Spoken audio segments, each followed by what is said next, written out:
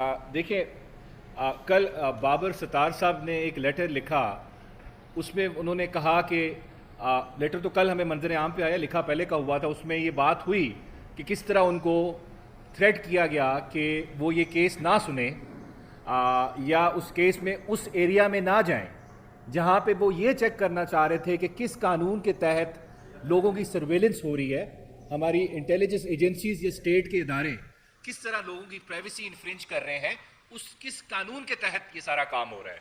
सिर्फ ये सवाल उन्होंने उठाया अपनी पिटिशन में, तो उसके जवाब में उनको वो कहते हैं कि थ्रेट किया जा रहा है। लेकिन अच्छी बात ये है कि इसमें उन्होंने साथ ये भी जिक्र कर दिया कि मैं थ्रेट या कोई मुझे धमकाए, इससे मैं पीछे नहीं हटूंगा। जो मेरा आइन, जो मेरा कानून मुल्क का, जो मेरा हल्फ कहता है, मैं उसकी पासदारी करूंगा। ये देखिए, इस लेटर को हम एज ए सिंगल इवेंट नहीं ले सकते।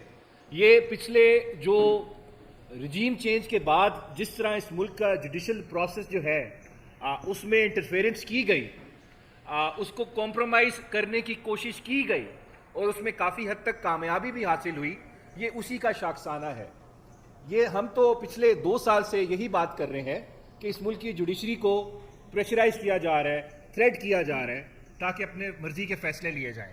लेकिन देर आए दुरुस्त आए, इलेक्शन होता है 8 फरवरी का, उसके बाद इस मुल्क के जजेस को भी इस मुल्क के इदारों को भी इस चीज़ का एहसास होता है कि इस मुल्क की जो अवाम है वो भी इस चीज़ के साथ खड़ी है कि आइन और कानून के साथ, असूल के साथ कोई लीडर खड़ा होगा तो वो उसी को सपोर्ट करेंगे, उसी को एक्सेप्ट करेंगे। तो मेरे ख्याल से हमारी जुडिशरी को भी एहसास हो गया कि पब्लिक के अंदर हमारी एक्सेप्टेबिलिटी की, हमारी रेलेवेंस का इशू आ रहा है। तो एक लेटर आता है पहले इस्लामाबाद हाई कोर्ट के 6 जजेस का, उसके बाद कंफर्मेशन ली जाती है बाकी हाई कोर्ट के जजेस से भी। पेशावर हाई कोर्ट उससे ज़्यादा हार्ड हिटिंग, इम्प्लिकेटिंग आपको ख़त लिख के देता है, ऑब्जर्वेशन देता है कि किस तरह उनके जजेस को थ्रेट किया जा रहा है। लाहौर हाई कोर्ट भी इसी तरह की आपको एविडेंस, सबूत प्रोवाइड करता है किस तरह वहाँ पे इंटरफेरेंस की जा रही है। क्वेटा हाई कोर्ट ने भी आपको एविडेंस दी। तो आप ये कह सकते हैं कि इस मुल्क के जो आला अदालत है, देखिए एक तो डिस्ट्रिक्ट जुडिशरी होती है, उसकी तो हम बात ही ना करें ना, उसको जिस तरह यूज़ किया जा रहा है। एक तो आपके आइन में कहते हैं हाई कोर्ट, सुप्रीम कोर्ट आला अदलिया है, आपकी सुपीरियर जुडिशरी है, कि आपकी पूरे पाकिस्तान की सुपीरियर जुडिशरी इस बात पे मुत्तफिक है कि आपके जुडिशल प्रोसेस में इंटरफेरेंस की जा रही है। अब देखिए, कुछ भी जब आप करते हैं उसका कुछ मकसद होता है। अब मकसद क्या था इस इंटरफेरेंस का? मकसद ये था कि फैसले अपनी मर्जी के लेने हैं। अब फैसले अपनी मर्जी के लेने हैं, जब मर्जी से फैसला लेना हो तो एक चीज़ की कुर्बानी देनी पड़ती है, वो आइन और वो कानून है। अगर आइन और कानून के मुताबिक जुडिशल प्रोसेस चले तो फिर जो शख्स मासूम होता है उसको सज़ा नहीं होती। लेकिन यहाँ पे इमरान खान साहब, क्योंकि वो मासूम हैं, उन्होंने कोई जुर्म नहीं किया, तो ज़ाहिरी बात है उनको सबक सिखाने के लिए, उनको सज़ा देने के लिए, ये बताने के लिए कि उन्होंने उनके हमारे मुल्क के ख़िलाफ़ साजिश हुई उनकी हुकूमत हटाते वक्त, तो सज़ा तो देनी थी इमरान खान साहब। अब सज़ा देनी थी तो उसके लिए सबसे बेसिक रिक्वायरमेंट क्या थी कि इन्वेस्टिगेशन, प्रोसिक्यूशन कॉम्प्रोमाइज़ हो। वो तो हो गई, आपकी हुकूमत आ गई। चले अब जी जुडिशल प्रोसेस को भी हम कॉम्प्रोमाइज़ करते हैं। तो अब कुछ जजेस हैं जो फिर भी असूल के साथ खड़े हो जाते हैं, वो कहते हैं कि मैं ये गलत काम नहीं करूँगा। तो ये जो लेटर्स आ रहे हैं ये इसी चीज़ का शाखसाना है। इससे ये इस्टेब्लिश हो रहा है कि कुछ जजेस अभी भी हैं इस मुल्क में जो असूल को, जो आइन को, जो कानून को नज़रअंदाज नहीं कर रहे। देखें, जिस तरह इद्दत केस का फैसला हुआ, तोशाखाना केस का फैसला हुआ, जितने भी कन्विक्शंस हुई इमरान खान साहब के केसेस में, कोई दुनिया का कानून, कोई दुनिया का आइन, हमारा अपने मुल्क का आइन, हमारे अपने मुल्क का कानून उस प्रोसेस को फेयर नहीं कह सकता। अंधेरों में, रात के अंधेरों में भी ट्रायल चला, एक दिन 15-15 घंटे हेयरिंग हुई, जजेस को भी कोई मसला नहीं हुआ। अब वही केस जब हम अपील में लेके आते हैं तो वो केस एक एक हफ्ते की तारीख पड़ती है, वकील नहीं आता, तो जजेस को कोई मसला नहीं होता। लेकिन जब हम कहते थे जी तारीख दे दे, एक दिन की केस की तैयारी करनी है, तो तारीख नहीं मिलती थी।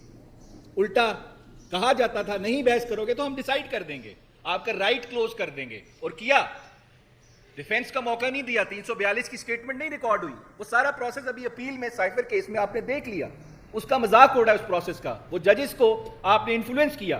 सो बात एंड पे मैं कंक्लूड इस बात पे, इस पॉइंट पे यही करूंगा कि प्रोसेस को आपने कॉम्प्रोमाइज किया, उसमें इंटरफेयर किया।